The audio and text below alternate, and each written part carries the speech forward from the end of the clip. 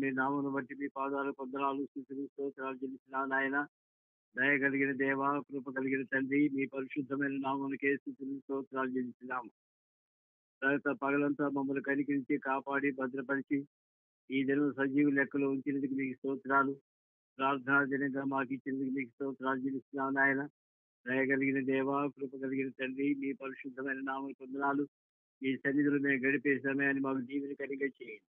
ఆన్లైన్లో ఉన్న బిడ్డలందరూ కూడా మీరు కనికరించి ప్రాంతంలో ఏకీపించడానికి సహాయపడమని వేడుకుంటున్నాను.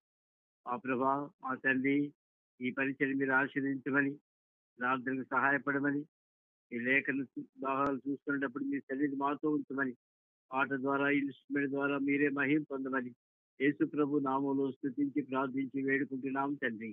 ఆమేన్. పాట సంఖ్య 741. నిలువే నాకు శరణు యేసు ప్రభో, సురితాదు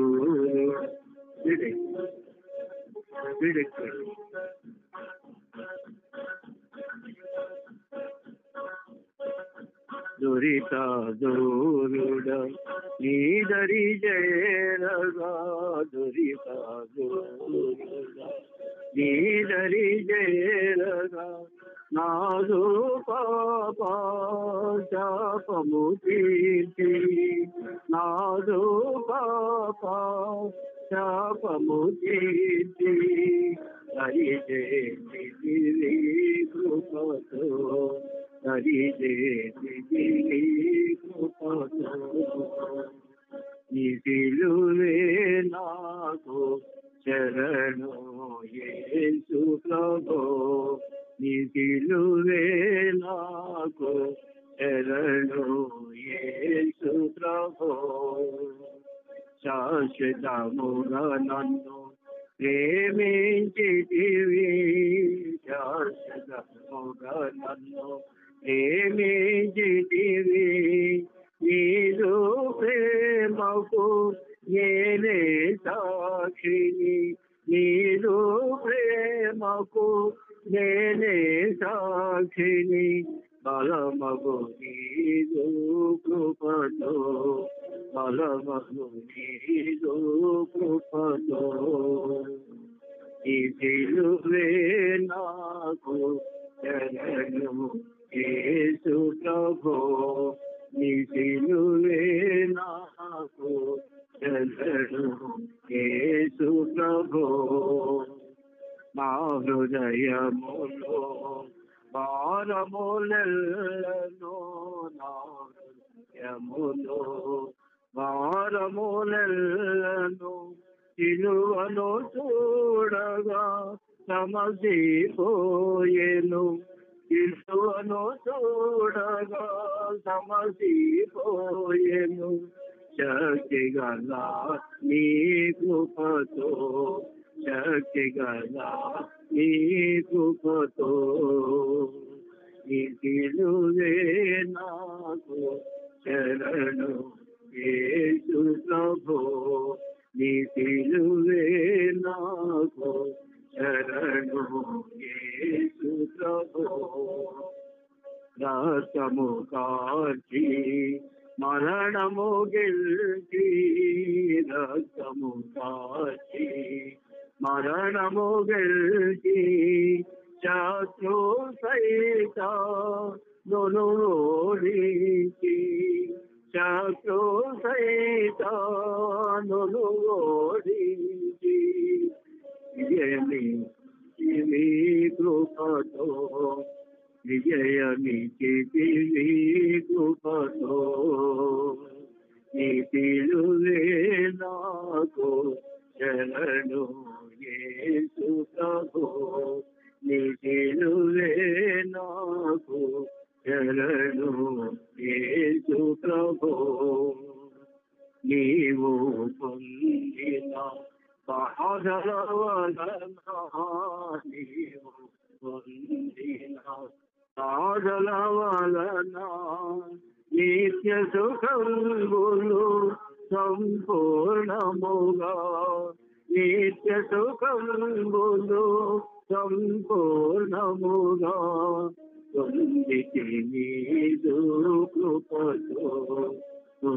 నీతి నీరు కృపతో నిధిలులే నాకు శరణు యేసు ప్రభు నిధిలులే నాకు శరణు యేసు ప్రభు యేసు నా సిలువను మోసిలలో యేసు నా సిలువను మోసిలలో నిన్ను వెంబడి చూటకు నిన్ను వెంబడి చూటకు ధైర్యమిచ్చితివి కృపతో ధైర్యమిచ్చితివి కృపతో నీ సిలువే నాకు శరణు యేసు ప్రభు నీ సిలువే నాకు శరణు యేసు ప్రభు నిరాకరకై నిరీక్షించు నిరాకరకై నిరీక్షించు నిత్య కృపను పొందికినంచు నిత్య కృపను పొందికినంచు పాడెదను హల్లెలూయా పాడెదను హల్లెలూయా నువ్వే నాకు శరణు యేసు ప్రభు నీ సిలువే నాకు శరణు యేసు ప్రభు. కొద్దిసేపు దేవుని వాక్యం చూస్తున్నామండి.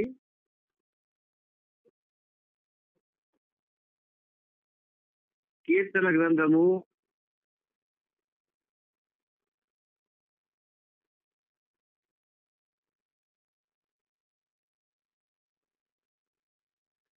18వ అధ్యాయం కీర్తన 18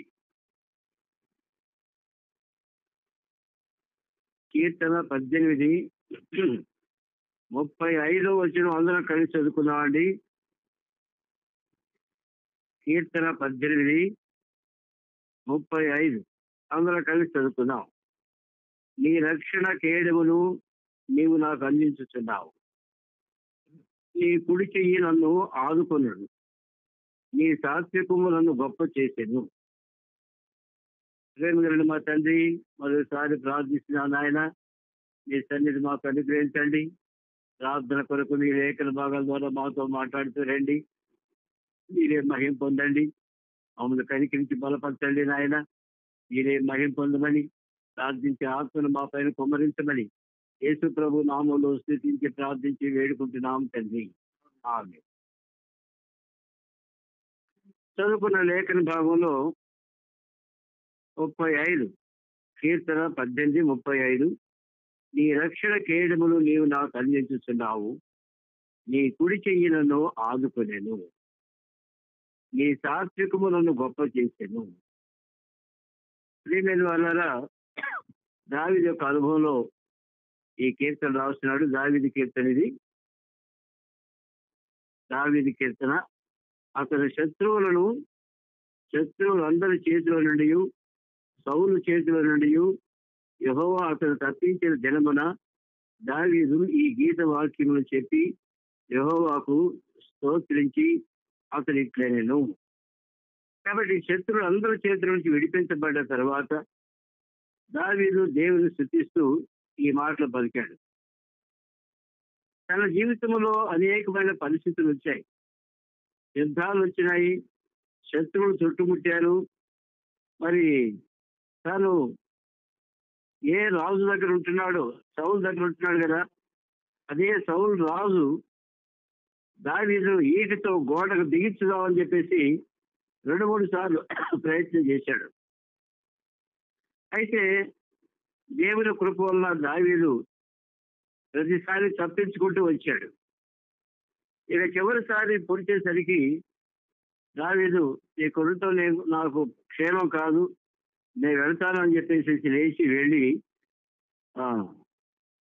సౌలు కుమారుడైన యోనాతానుకు చెప్పి వెళ్ళిపోతాడు. అక్కడ నుంచి ఆ పరిస్థితి, ఆ సమయం నుంచి అనేకమైన పరిస్థితుల ద్వారా దావీదు నడిపించబడ్డాడు. శత్రువులు చుట్టుముట్టారు, సొంత కొడుకు తరుముకున్నాడు. అంతేకాకుండా సౌలు కూడా మరి ఎక్కడ కనపడితే అక్కడ దావీదును చంపేయమని అందరికీ ఆర్డర్స్ ఇచ్చేశాడు. ప్రతి ప్రదేశంలో కూడా దావీదు వెతుక్కుంటూ పోతున్నాడు. అలాంటి పరిస్థితుల్లో అదుల్లాము గుహలో కొంతకాలం దాక్కున్నాడు. దావీదుతో పాటు 600 మంది ఉన్నారు. వాళ్ళందరికీ ఆహారం ఎక్కడ నుంచి వస్తుందో అది మనం ఆలోచిస్తే అది కష్టమైన పనే. అయితే ప్రియమైన వాళ్ళారా, అడవిలో దావీదును తన ఇంటి వారిని, అన్నదమ్ములను, తండ్రి ఇంటి వారిని అందరిని కూడా వాళ్ళతో పాటు 600 మందిని దావీదు దగ్గర ఉన్నప్పుడు దేవుడు కాపాడుతూ వచ్చాడు. అయితే ఇక్కడ ఏ అనుభూతి మాట్లాడుతున్నాడు చూడండి. నీ రక్షణ కేడమును నీవు నాకు అందించుతున్నావు. ఎక్కడికి వెళ్ళినా కూడా రక్షణ కేడము దేవుడు ఇస్తున్నాడు దావీదుకి. ఏ యుద్ధానికి వెళ్ళినా కూడా దావీదుకి దేవుడు రక్షణ కేడము అందిస్తున్నాడు. కనుకనే దావీదు యుద్ధాల్లో ఎక్కడికి వెళ్ళినా కూడా జయం పొందుతూ విజయోత్సవంతో తిరిగి వస్తున్నాడు. ప్రతి యుద్ధంలో కూడా దావీదుకు దేవుడు సహాయపడుతున్నాడు. ఉదాహరణకు ఒక్క మాట చూద్దామండి. మొదటి సమూయేలు గ్రంథము 23వ అధ్యాయం. మొదటి సమూయేలు గ్రంథము 23వ అధ్యాయంలో కొన్ని మాటలు చదువుకున్నామండి. ఇక్కడ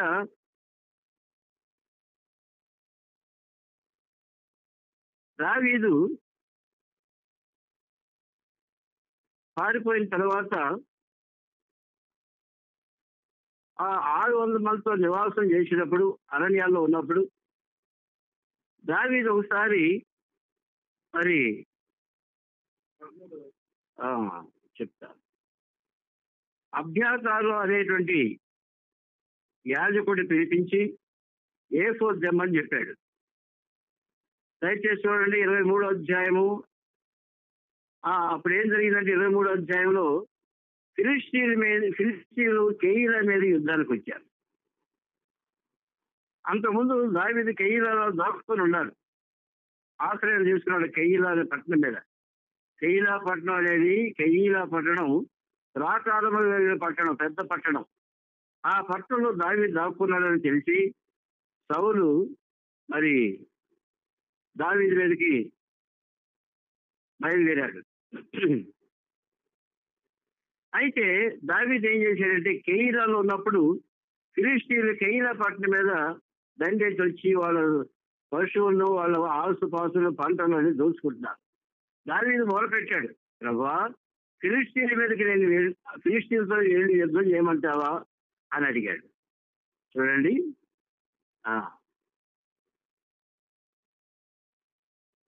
3వ వచనం. అంతలో దావీదు, నేను వెళ్ళి ఈ ఫిలిష్తీయులను హతము చేయుదునా అని యెహోవా యొద్ద విచారణ చేయగా, యెహోవా నీవు వెళ్ళి ఫిలిష్తీయులను హతము చేసి కెయీలాను రక్షించమని దావీదుకు సెలవిచ్చాను. ఏం చేశాడండి? కెయీలా మీదకి ఫిలిష్తీయులు వచ్చారు కదా ప్రభా, మరి వాళ్ళతో యుద్ధం చేయమంటావని దేవుని దగ్గర విచారణ చేశాడు. ఇది ఆత్మీయమైన జీవితంలో నేర్చుకోవాల్సిన మొట్టమొదటి అనుభవం. యుద్ధానికి వెళ్ళినా, ప్రయాణంలో వెళ్ళినా మనం ప్రార్థన చేసుకొని బయలుదేరాలి. యెహోవా యొద్ద విచారణ చేసి మనం బయలుదేరాలి. ఒకవేళ ఆ విధంగా మనం బయలుదేరకపోతే ఏదో ఒక నష్టం మనం చూస్తూ ఉంటాం. మరి ఒక్కోసారి మనం మర్చిపోయినప్పుడు చిన్నపిల్లలు కూడా జ్ఞాపకం చేస్తుంటారు.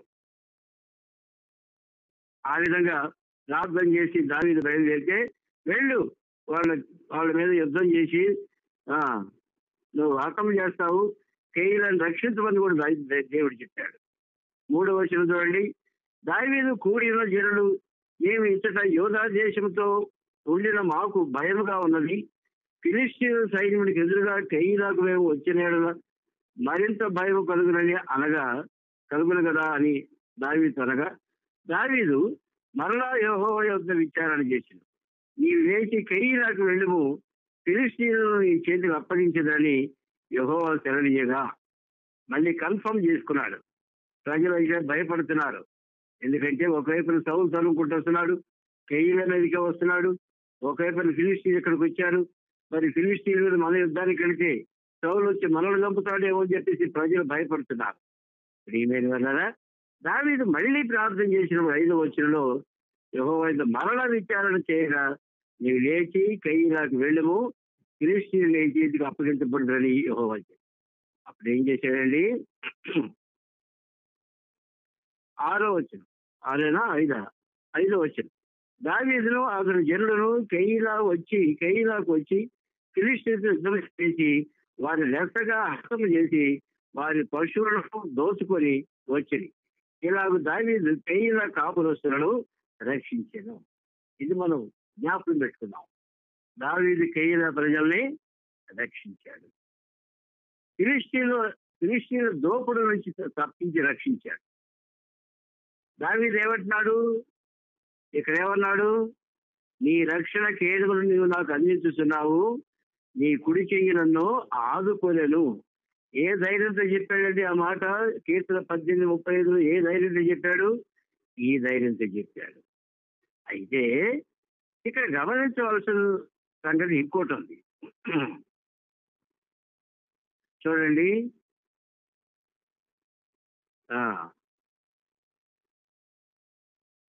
6వ వచనం, అబీమెలెకు కుమారుడైన అబ్యాతారు ఏఫోదు చేత పట్టుకుని పారిపోయి కెయీలాలో ఉన్న దావీదు వద్దకు వచ్చాడు.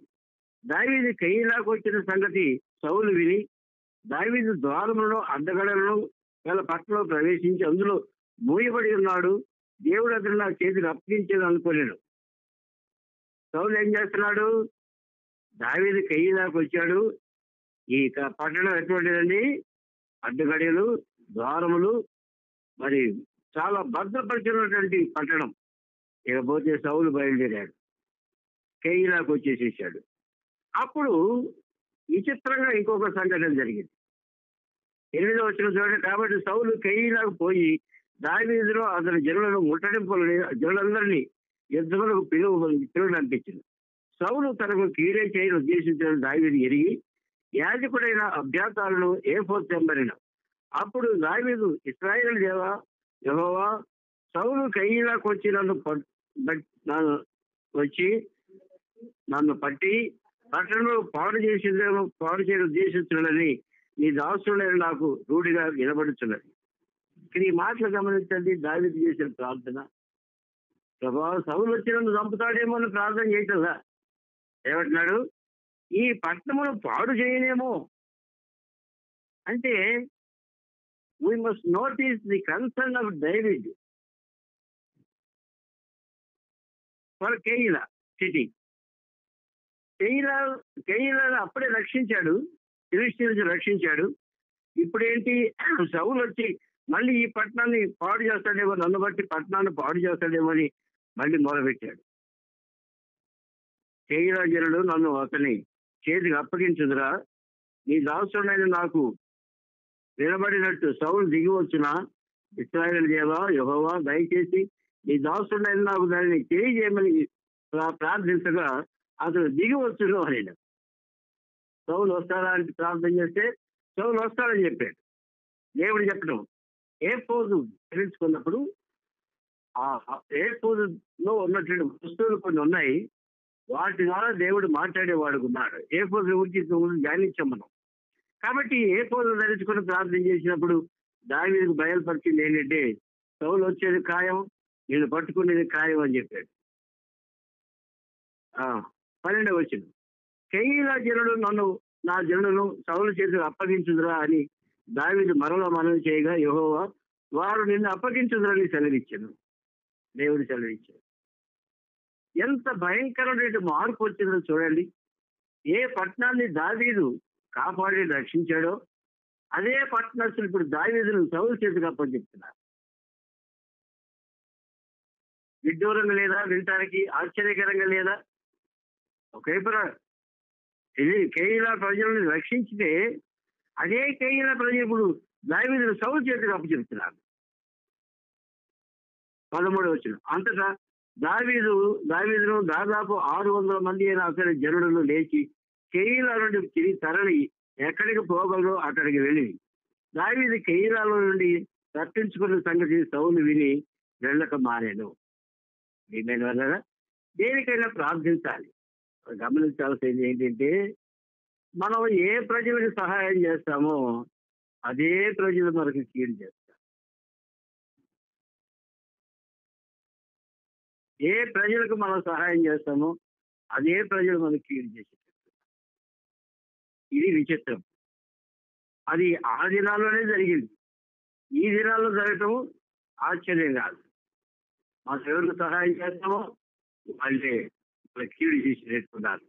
అయితే ప్రార్థన చేశాడు కాబట్టి దావీదు కెయీలా నుండి తప్పించుకొని వెళ్ళిపోయాడు. కాబట్టి ఇక్కడ చెప్పిన మాట ఏంటంటే, నీ రక్షణ కేడము నీవు నాకు అందించుచున్నావు, నీ కుడి చెయ్యి నన్ను ఆదుకొనెను, నీ సాత్వికము నన్ను గొప్ప చేసెను.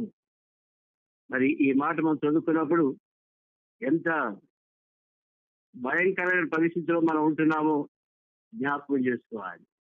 మనం అయితే అందరికీ సహాయం చేస్తాము, వాళ్ళైతే మనకు కీడు చేస్తారు. నా జీవితం కూడా అనేక సార్లు అనుభవించాను నేను.